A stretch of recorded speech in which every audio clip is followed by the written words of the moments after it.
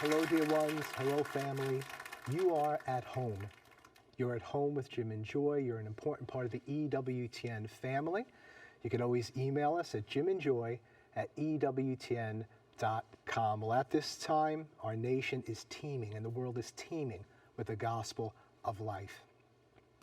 We want to share with Kathleen Domingo, Associate Director of the Office of Life, Justice, and Peace for the Archdiocese of Los Angeles. So, hi, Kathleen.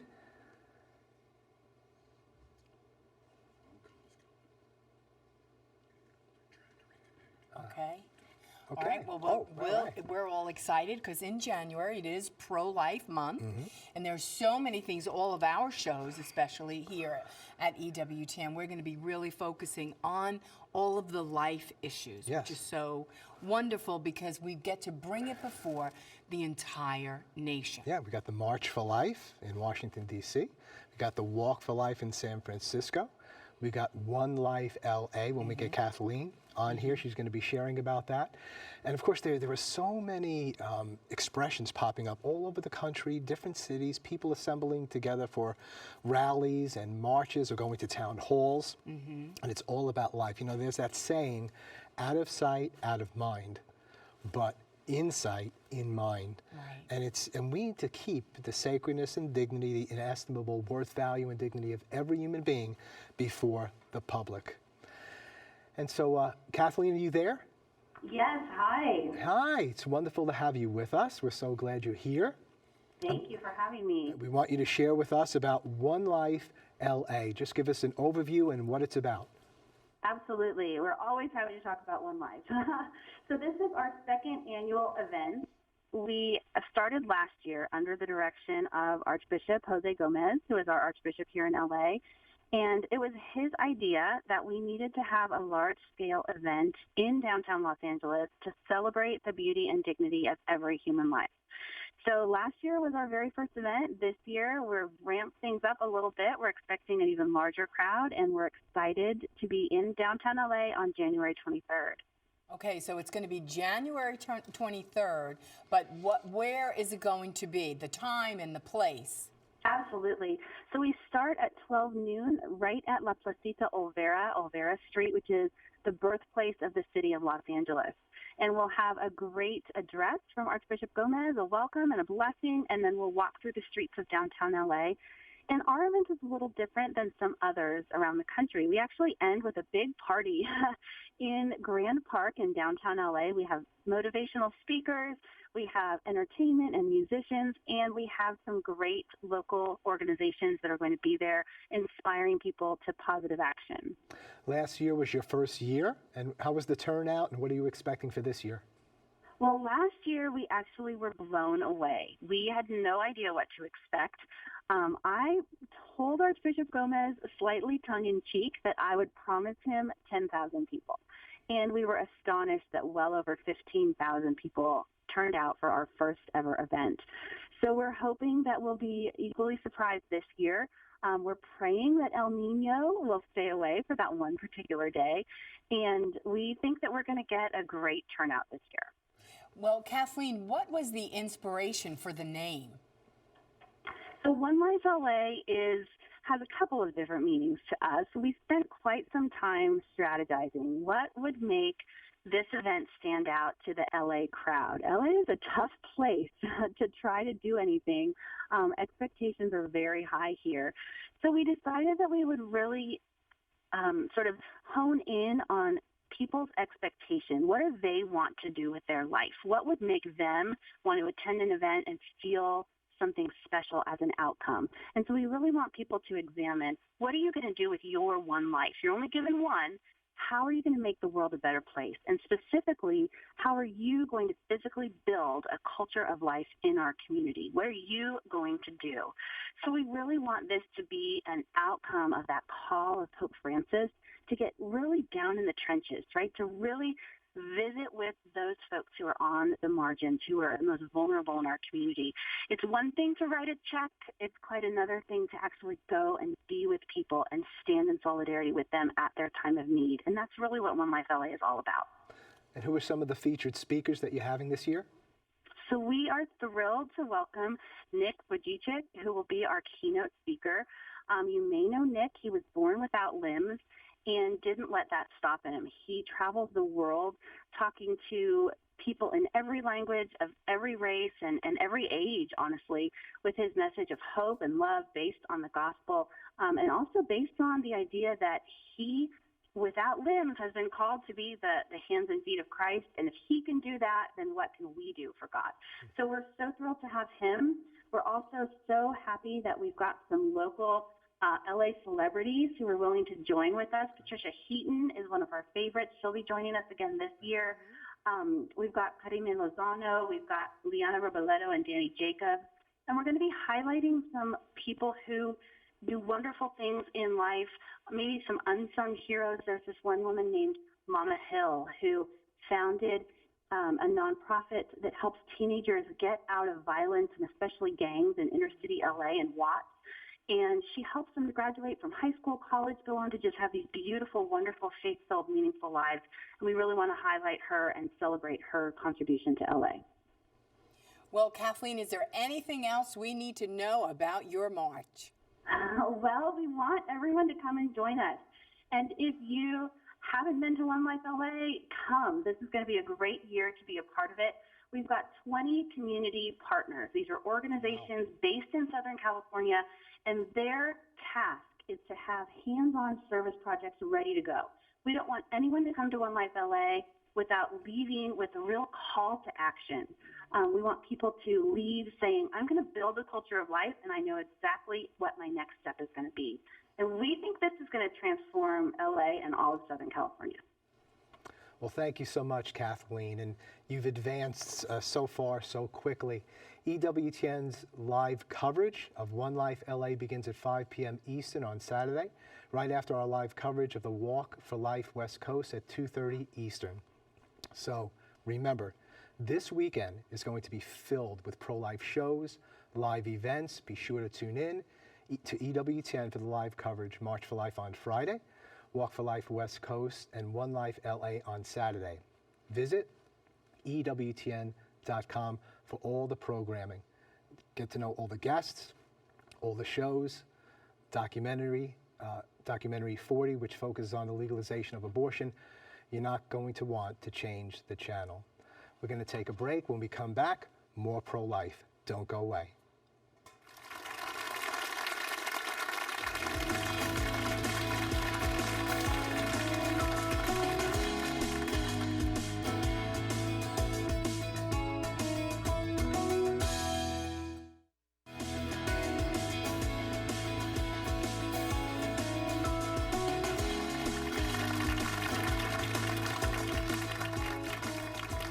Welcome back. Well, you're at home with Jim and Joy, and today we have another outstanding, wonderful human being with us, and we are privileged to have Olivia Gans Turner, who is the director of American Victims of Abortion, which is an outreach from the National Right to Life Committee.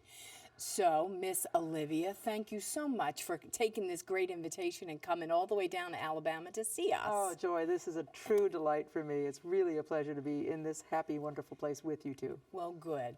Well, I want you to tell our audience, our family at home, how and why and when did Olivia get involved in the pro-life movement? I was just Yeah, saying, Jim. right before we went on, I really want our audience to know you really are a keeper of the history of the movement, especially as regards post-abortion healing work. It's a real privilege to have you on. So Thank go you right for ahead. acknowledging that. I Yeah. appreciate that. It's an honorable history to be able to share with others. My experience in the movement started, unfortunately, because of my own abortion experience. And in a nutshell, I was like so many of my peers. I was a college student. I had kind of been taught by all the wise professors to disregard what I had been given as a young woman and as a child. I was raised in a Catholic home, raised by pro-life parents, and sort of gradually found myself being told, well, you can find your own rules, find your own way. And I met a young man, similar background, similar experiences, and we, quote, found our own way. But that path led us to a pregnancy outside of marriage, when neither one of us really was prepared for that. And unfortunately, he was not prepared to be a father, and I was not brave enough to be a strong mother. And I allowed myself to be led by his fear, as well as my own, to looking towards abortion. And we ended up doing something that, in my circumstance now, I realize, the Lord takes everything and sort of creates his own storyline out of our lunacy. And in order for me to proceed to the point where I actually did have an abortion in February of 1981, I ended up going to 4 different abortion providers. And those individuals, one by one, including a Planned Parenthood office, told me that I was stupid, childish, immature, and irrational to not realize how sensible in our situation it would be to have an abortion. So without his support, being able to be manly enough to be the father of our child, and without any courage within myself to stand up and protect my child, I was so easily manipulated by not 1, not 2, but 4 different abortion providers. And so when people say to me, well, that was just your bad experience, I say, 4 times? 4 times? Yeah. I was made to feel like a fool because I even voiced any concerns whatsoever about whether or not abortion was the only course I could follow. Because I did ask those questions, and many of my peers have done the same. So it's an interesting thing that, oddly enough, a process that took us a while. We had to find somebody who wouldn't put me in the hospital, somebody we could afford, all that. And it means now that it's almost impossible when I do an event in public, a TV thing, that someone can say, or a reporter can say to me, well, you just had a bad experience. It's not like others. I don't think so. I think what I experienced is tragically the norm, where women are told that they can't cope with their pregnancies, that the only sensible thing to do is to pay someone to kill their child, and that is sadly what I did on February 27th, 1981. And so, for me, that was that moment, the beginning. It was not until several months later that I actually confronted the reality of what I'd done. He and I broke up, the baby's father and I broke up within 3 months afterwards, which is clinically what we know now. 60 to 90 days after an initial abortion experience, many unmarried couples do split up. It's almost impossible to look at each other without thinking about the baby you're not holding. And that silent secret that you don't talk about is there. So we broke up. He walked out and I never saw him again. Wow. In September of that year, I went to my grandparents' 50th wedding anniversary. And at that event, surrounded by cousins and relatives, brothers and sisters, and my beloved grandparents, I'm the oldest of all the grandchildren, firstborn grandchild. You know what that means, we're special, those first grandchildren. And I looked at those dear grandparents and I thought, they don't know that this month, perhaps this very day, their first great-grandchild might have been born, because my baby was due that September. And that was the stop point. But unfortunately, that didn't lead me back to the time of healing. That led me down that dark time. And that dark time where I wasn't sleeping and I was spending nights crying and I had broken away I stopped going to college. I just was unable to function. I had suffered from anxiety attacks. I would sit and I would rock.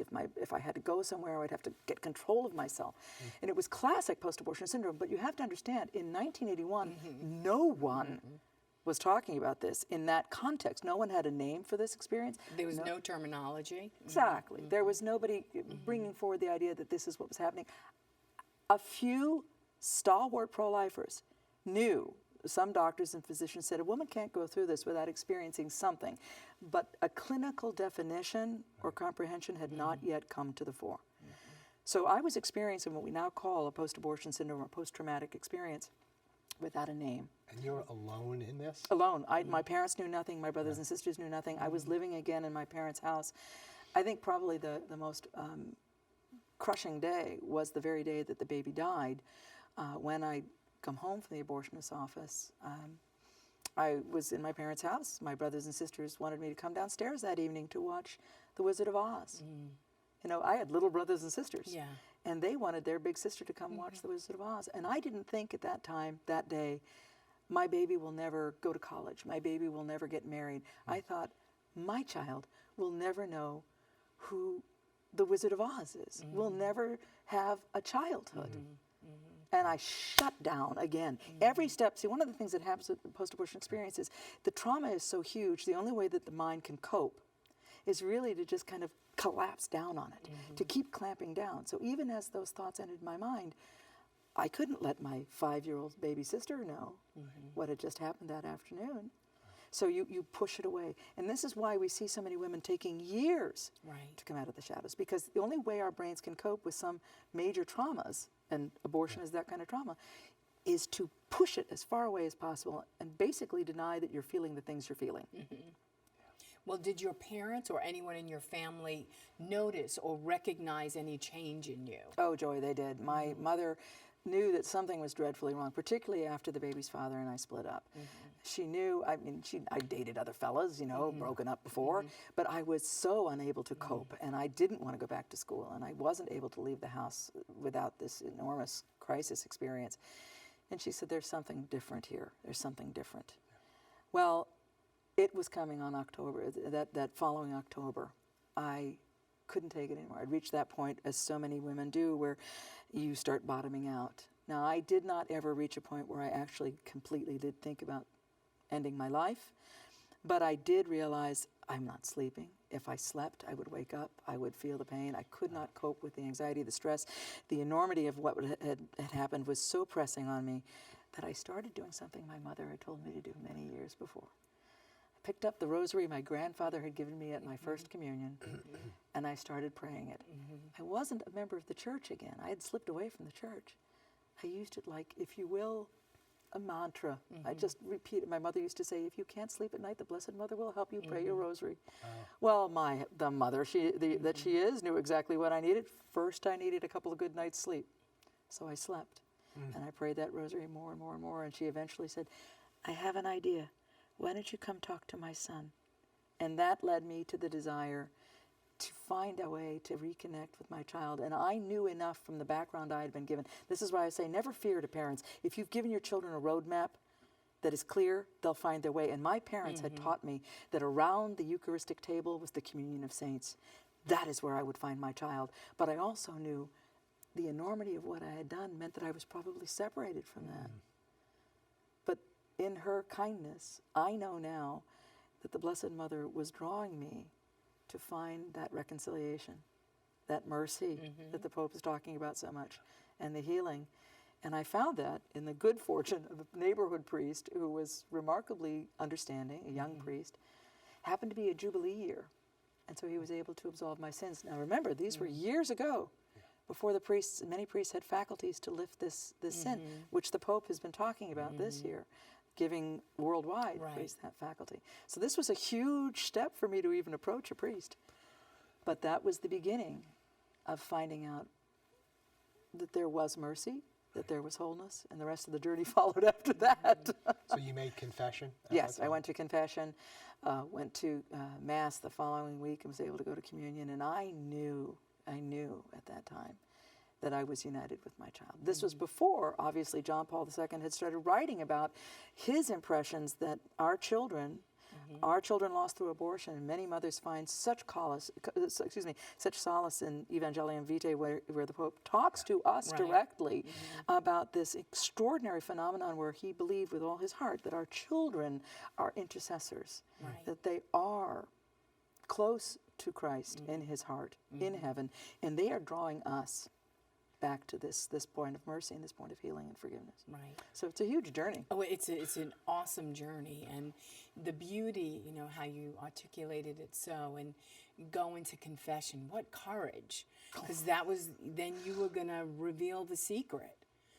You were going to reveal the secret. I'll tell you what, Joy, I tell people this all the time. There's many, many, many wonderful post-abortion programs that the church has since that time begun to develop. Mostly, I think, because of those of us who in the early days started sort of talking and approaching our priests and our pastors and saying, we have a problem here. But I didn't want to go to a face-to-face confession. I wanted Christ and only Christ. But I knew I had to talk to the priest to be close to Christ. So I asked over the telephone anonymously, can I come to confession at your parish? And can I meet you inside the confessional? So he came. He said, you come at 10 after. I will already be inside. And I went. And it was, for me, and this is important, I think. I think some women they find benefit in some of the gradual programs that allow women to work to a point. Perhaps they've worked with a confessor as part of a larger group program, and they know Father, and they're comfortable, and that's wonderful, that's great. But there will be some of us who as you say, the power, the mother knows how grave this thing is. You don't need to have been raised Catholic or Baptist or anything to know the gravity of what's occurred. I've met women who have absolutely no church background of any kind who can feel the enormity. And in our being, we know this. But at that moment, I needed grace. So for me, I think it's important that we not put pressure on women to do things in an open way. If that particular woman would be benefited by a more private phenomenon, let her find her way in the quiet and the privacy of it. Does that make sense? Yeah, that makes perfect sense. Yeah. Well, we're going to take a break, and when we come back, we will have more of the beautiful conversation with precious Olivia. So don't go away. We'll be right back.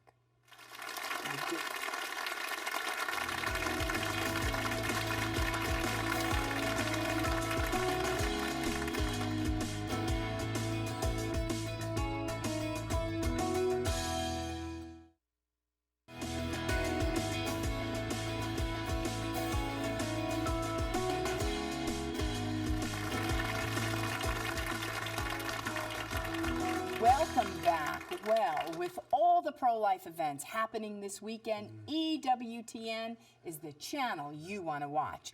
We're going to show you a promo that highlights some of these great events, which start today. So let's take a look. We are called to defend life. Now is your chance to join the fight through prayer and action this January as EWTN brings you live, coast-to-coast pro-life coverage on the anniversary of legalized abortion. It all begins Thursday, January 21st, with the opening Mass of the National Prayer Vigil for Life, live at 5:30 p.m. Eastern from the Basilica of the National Shrine of the Immaculate Conception in Washington, D.C. After a night of prayer, EWTN's coverage continues Friday, January 22nd, with the closing Mass of the National Prayer Vigil for Life at 7:30 a.m. Eastern. And stay tuned as Doug Keck and Father Joseph Mary Wolf host live coverage of the March for Life from the heart of our nation's capital at 9 a.m. Eastern. From the rally to the march, EWTN will be there every step of the way.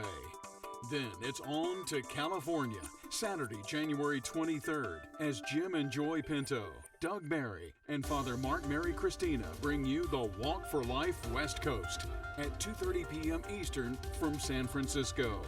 Our coverage wraps up from Los Angeles as the Most Reverend Jose Gomez and other pro-life speakers rally the faithful for One Life LA at 5 p.m. Eastern, followed by the Pro-Life Mass from Los Angeles at 8 p.m. Eastern.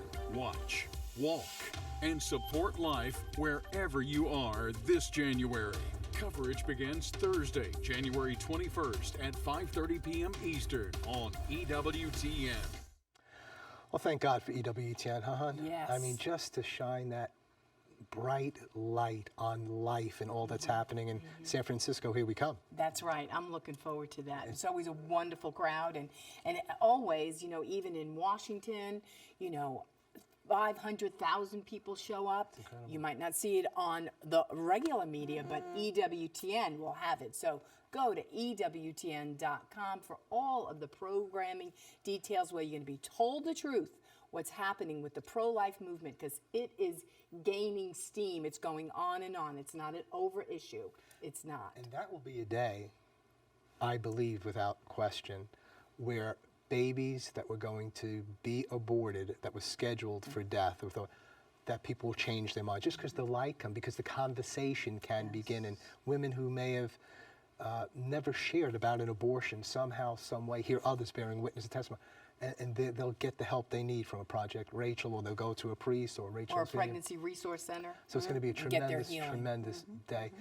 But Olivia, we're sharing with you, and this is a little bit different than it was in 1980, isn't it? I don't just mean the marches and so much publicity about things now.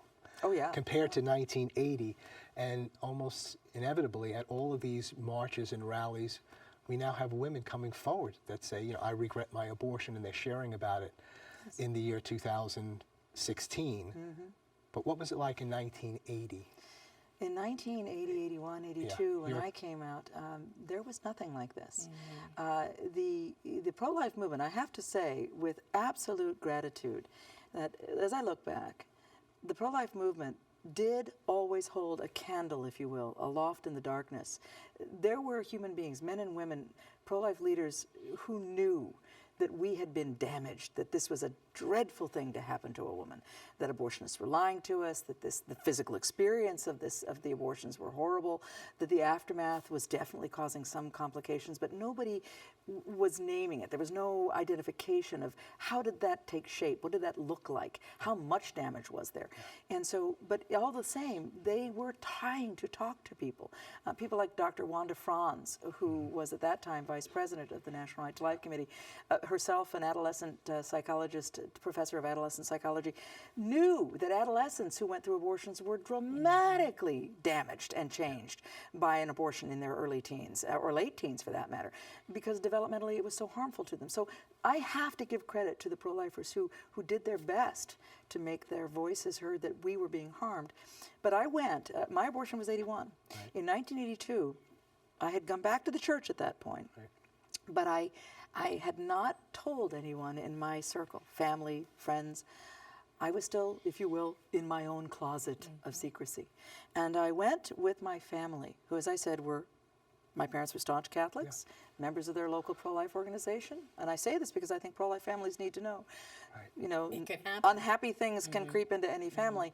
And we went together as a family to the National Right to Life Convention, which that year was held in Cherry Hill, New Jersey, where my family was living, right? And at that convention, I was walking around very on eggshells. You know, how did these people respond? I knew that I'd been told I was stupid, childish, foolish by people at Planned Parenthood. I'd been told by the Planned Parenthood person, the counselor there, that I should probably do what the baby's father wanted us to do because I was not capable of thinking rationally because I was pregnant. So much for, like, you know, uplifting women. Right. So I knew how they treated me. And I wasn't sure what I'd get from these pro-lifers. Would they tar and feather a woman if they found out where I'd been? Right. And I started to see that. But the most singular thing that happened that day, Jim, when you guys talk about history, Joy, that was the day that something significant happened. That year, June of that year, at that convention, Dr. Vincent Rue, who is a pioneer in the field of post-abortion damage and trauma, he spoke for the first time ever at a National Right to Life convention. And he laid out a diagnostic criteria. He, at that point, was the director of the Sir Thomas More Family Therapy Centers, marriage therapy program in Southern California. And he was seeing couples coming into his practice, husbands and wives, where there was an abortion in the history. Maybe they were together as a couple, maybe before they met each other, either the husband or the wife. And these abortions were actually never spoken about, and yet they appeared to keep coming up. And was infecting and affecting the marriage, right? Exactly, exactly. And yet very few therapists would ever ask that question. You know, they might say, well, how many pregnancies have you, how many children, blah, blah, blah. And she might say, well, I had a miscarriage and I had an abortion when I was 18. And they go, oh, well, that's okay. And they blow over it. But he didn't. And he started asking questions. And he came up with a diagnostic criteria. And he spoke at the convention about what he was seeing, patterns that he was watching in the lives of men and women that he was working with. After the session, about 4 other women and myself huddled, as you do at these things, to try to pick the brain of the speaker. What none of us realized was all of us were women from different parts of the country who'd come to that convention that year with our own abortion stories. And we spent the rest of that convention in a hotel room going, do you remember this? Did that happen to you? Oh my gosh, I cry every night. I mean, we found a community, a common, shared, horrible, but real experience. What was birthed? What was, exactly. It was birthed at that convention. That led to the very first post-abortion peer-to-peer support program in the country. It was known as Women Exploited by Abortion. Some people watching may remember WEBA. And that organization was our effort to try to reach each other. And it gave the pro-life movement the first actual physical, identifiable people who had the courage to speak. This does not necessarily mean we were all ready to speak or that it was healthy for us to do so.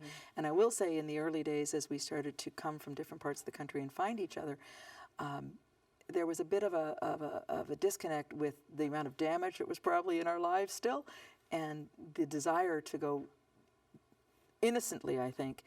Many in the movement said, we have this wonderful woman, she lives in our town, she goes to my church, and she says she's had an abortion. Let's have her speak in front of everybody. Oh, you know what I'm people. Oh, yeah, you're just like, oh my gosh, what are we doing? You're feeling spined. She's not ready, you're not, and the audience isn't ready. And the poor darling stood up there and many times would cry buckets of tears, because really what she was saying was, can you help me mend my broken heart? Yeah. Exactly. So this was before we understood how things happened in this, and really identifying abortion as a post-traumatic stress disorder, kind of post-traumatic PTSD kind of response. Well, you would no more take a Vietnam veteran that says, hello, I shot 1 million children in a small village, now I want to go tell everybody about it. You say, well, let's sit down and talk about that before you do the key that. with post-traumatic stress, is the key with that near-death or death experiences? Is that key? That's central to it. It does seem to be very much a part of it. Yeah, because that seems to be the connection with war. It's when one gets close to death, or is participated, or it's happening near you, that there's a trauma that takes place. Right, there is a big part of that, Jim. The trauma has to be something so earth-shattering that we are not prepared to cope with it.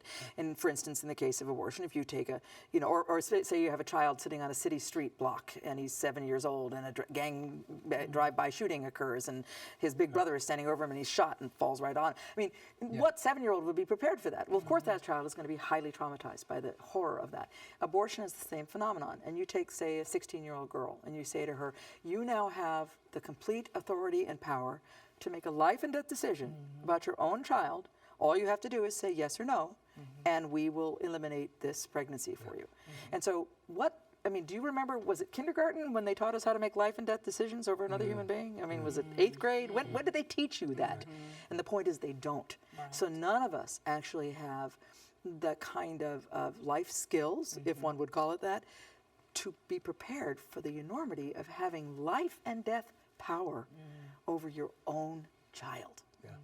It's a horrendous thing to think about, and yet we say this is acceptable, this is normal, this is something that affirms women's power. It's gonna empower you as a woman and set you free from this burden, so you can get on with your life, because it's just gonna hold you back. And it's a nightmare. And you and I know that. We've talked to so many, we've lived with so many, and your heart breaks, because the real power that women have is, okay, maybe this baby's come at a time that we would not say is opportune. Something's going on.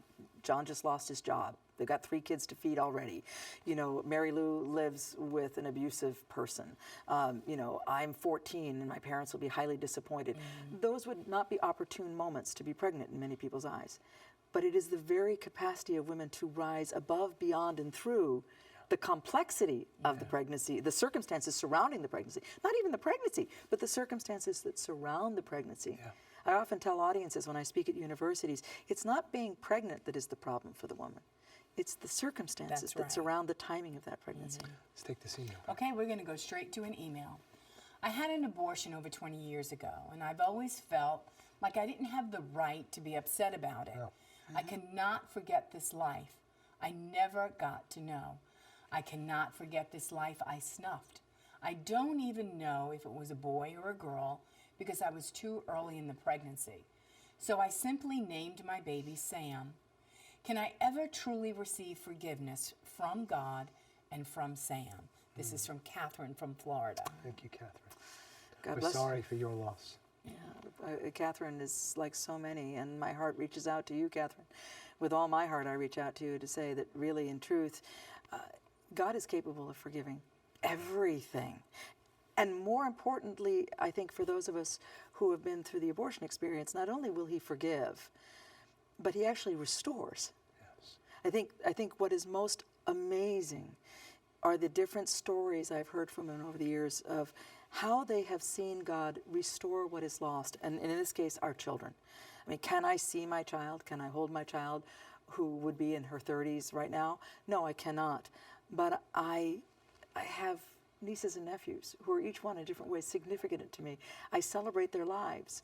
I have been privileged to be a part of, through the work I do in the pro-life movement, I've been a part of helping several specific women have the courage to give their children life. one of those children is a little girl named Octavia. She lives in Washington, D.C. She's now a young lady, but she was named Octavia because her mother and I lost contact halfway through her pregnancy. She couldn't remember my name was Olivia. She said it was a name that began with an O. So Octavia is really... Maybe you should change your name. I should change my name to Octavia. So, I mean, for me, I see those blessings as God saying, Oh, yes. life will come from this experience. That's an amazing answer. Yes, God forgives and more. You could become, as John Paul II said, like you are now, one of the most eloquent spokespersons on behalf of life. That God takes every evil, he can turn into a good, the curse into a blessing, death to life. And so you have so much to look forward to in him. I'd say one quick thing to Catherine's comments. Something that I think is important for people who love someone who's had an abortion, or the individual themselves who's been through an abortion, or is the dad of an aborted baby, because those fathers suffer enormously too. If you're close to somebody who's been through an abortion experience, there's no specific timetable. There's no perfect one-size-fits-all. We are as individual as our children were. We are as beloved to God now as our children were at the moment of their conception. So part of this journey of restoration is not just the restoration in his mercy and his love, to acknowledge that our children are safe, they are with God, they understand, they love us through this great tragedy, and they're actually praying for us. They're actually, as John Paul says, St. John Paul points out, they're praying for us. But also that it is a discovery of what the Lord saw when he created us. Because for many of us, the abortion becomes the central moment of our life. And one of the greatest parts of this journey to find forgiveness, to find healing, is to find out, what was God thinking when he made you in the first place? What was in his mind when he said, I think it would be exciting to have Jim. I think it would be marvelous to have joy in the world. I think the world would benefit from having joy in the world. And so, you know, to discover, oh, gee golly, I'm not just that horrible, tragic moment in my life. I'm something so much more exciting. And you don't even necessarily have to become a pro-life speaker to be a witness to life and see life come about. It's letting God love you the way he wanted to at that moment for the rest of your life. Wow, that's powerful. Yeah. Well, thank you, Miss Olivia. We're going to take a quick break, and when we come back, we will have more with beautiful, precious Olivia. We'll be right back.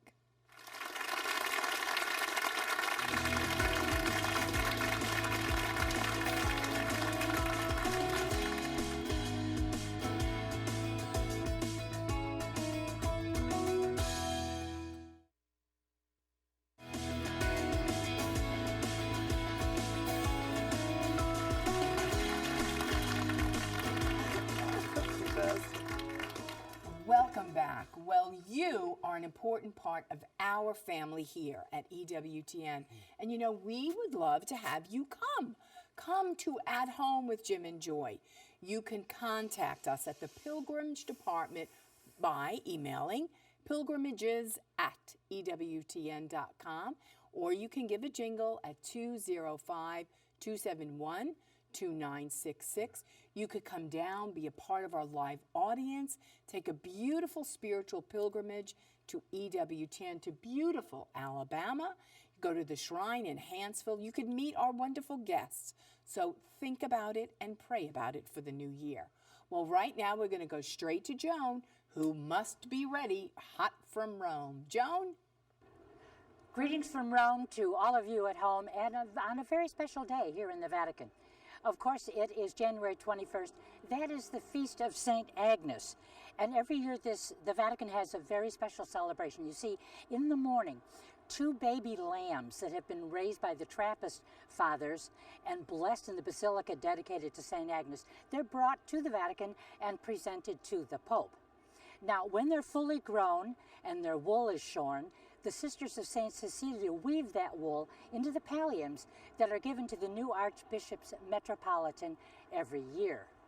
Now, it's a wonderful, beautiful ceremony. The little baby lambs are tucked into baskets, and both the lambs and the baskets are decorated with flowers and ribbons. Now, the Sisters of the Holy Family of the Nativity prepare them by bathing them and so forth the night before they visit the Pope. And they've been doing this since 1884. Now, usually in attendance at the January 21 event are 21 invited guests. Some of the Trappist fathers, some nuns, Dean of the Roman Rota, and some officials from the liturgical ceremonies of the Holy Father. But in all told, every year, 21 guests.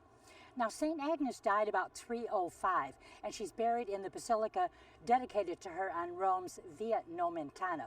Not much is really known about her birth, her life, and her death, but it is generally recounted that to protect her virginity, she died at the age of 12, a martyr.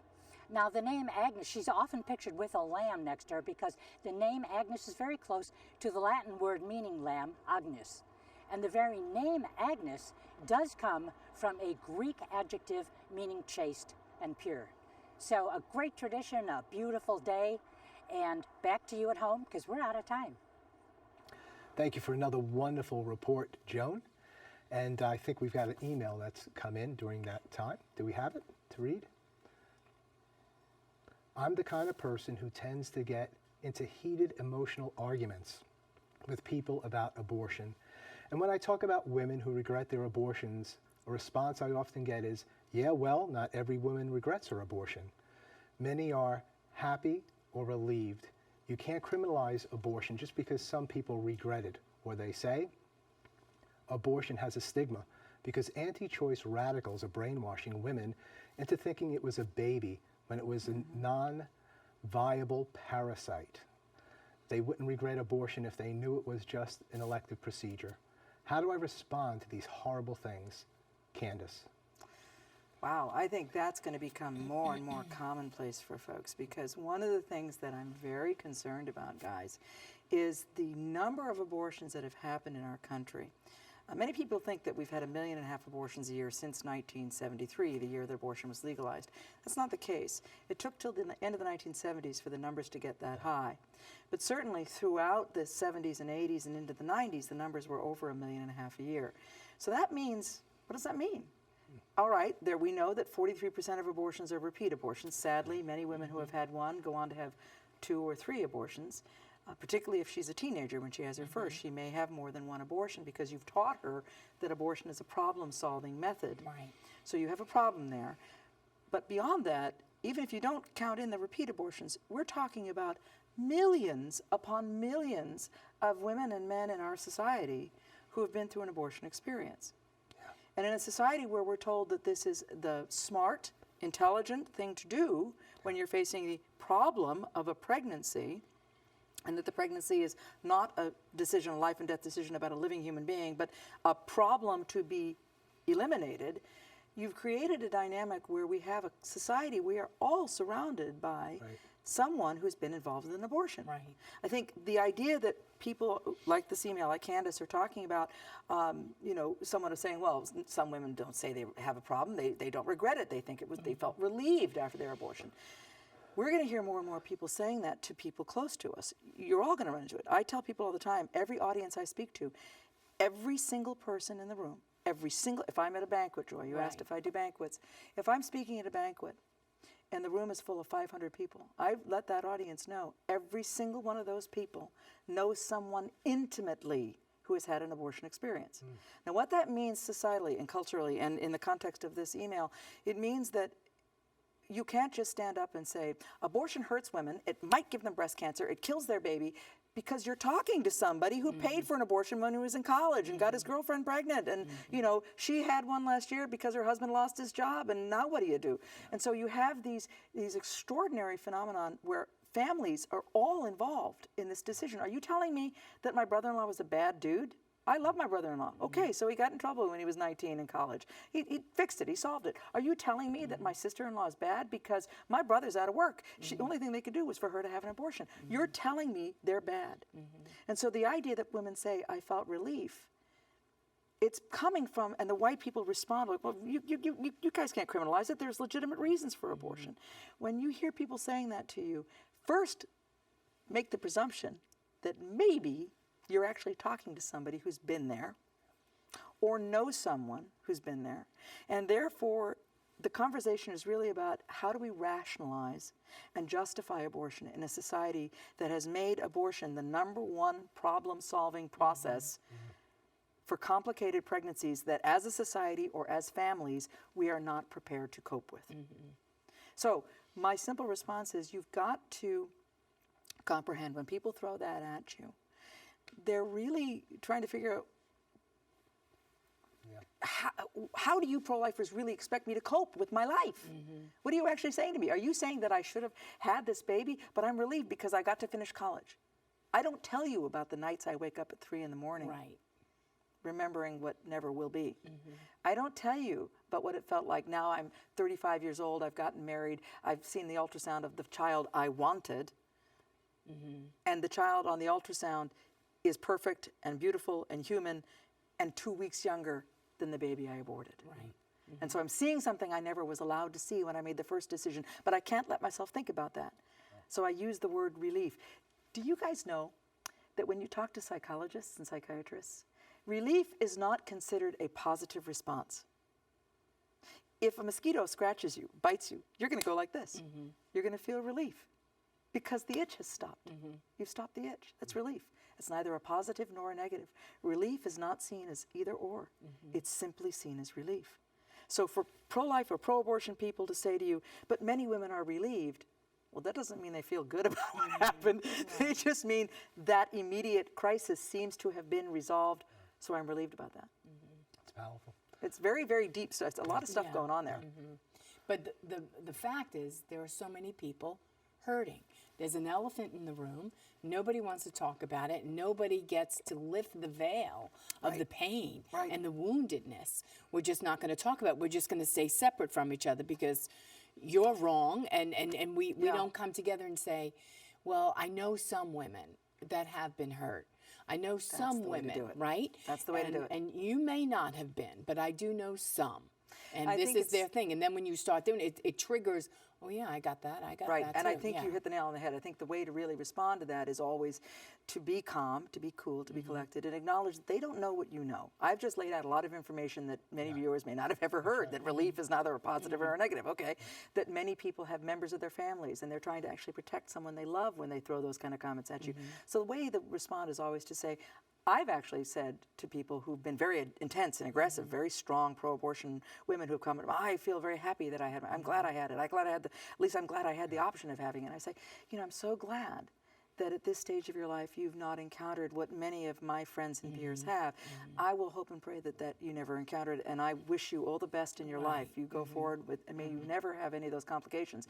But I hope you and I would both be able to agree that where the problems are coming up and are surfacing in women's lives, that we should be less fearful about actually conducting the research that will be necessary to understand how much of a problem it may or may not be. And even if it's a problem for only 10 women, wouldn't it be kinder to those 10 women to let them have the help and care they deserve than to say, it doesn't matter because it didn't happen to me? Right. And let them get the healing and the hope they need. So you kind of break down the walls and say, it's more about how can we be honorable to each other? I'm not going to say you're wrong, but you're not going to say that you would deny these people who are hurting the care they might be able to get. Well, are you? Sort of changes the focus. Oh yeah, it does. It changes that conversation. Okay, we have one more email. As a man, I have trouble justifying my involvement in the pro-life movement. I've been told numerous times it's not my place or my issue because I don't have a uterus. Please let women know that the men in the pro-life movement are the ones who really care about helping women. And this is Devin from Ohio. Oh, wow. Well, you know, this takes me back to the history, Jim. When we started, it was just the mothers. We started WEBA, we were talking to each other, we were working with congressmen, we were doing things on Capitol Hill, we were asked to provide testimony for affidavits for the Supreme Court. It was all the mothers in the early stages. It was many of us coming forward, some of us in better mental health than others, offering our testimony before Congress, being a part of testifying in court cases about parental notification laws and informed consent laws, but there were no fathers visible. But within by the 1990s, about 10 years later, a few troubled but brave men started to emerge, and they offered their stories. They offered their experiences. I have in my office a copy of anybody remember U.S. News and World Report? Remember that was on the newsstands? They did an entire issue on the effect of abortion on individuals. And I was in it, a friend of mine was in it, 2 women that I work with, and 1 gentleman, and a couple of pro-abortion, some women who thought they were still pro-abortion. And it shocked people that men were speaking about their abortion experiences. So not only do men have a role to play in the movement, we cannot forget that every baby that dies is a member of, the slogan for American victims of abortion is, we are the mothers, the fathers, the families. They were our children. And so to realize that each baby that dies is a member of a family is important. The question is saying, well, can men speak about it in general? I did a show last year that's been running on EWTN called When They Say, You Say, and we talk about that. We talk about the hard, okay, when all else fails, pro-abortion people will say, you're a man, you can't talk about it. Yeah, you're not, You hate women. You're 75 years old, lady, you're not going to have any more kids. Okay, when it, you have that kind of thing. And that's an ad hominem attack. So I always say, look, the answer is, I'm a human being. Right. I care about the homeless. I care about drug abuse in our country. I care about how we're going to provide for the needy. I care about how we're responding to women who find themselves in a crisis pregnancy. So the answer is, this is a human rights issue, and as a human being, I have to be involved. Absolutely wonderful. Well, be sure to purchase the EWTN mini-series, When They Say, You Say, which is hosted by Olivia. And it's item number, excuse me, HDWTS.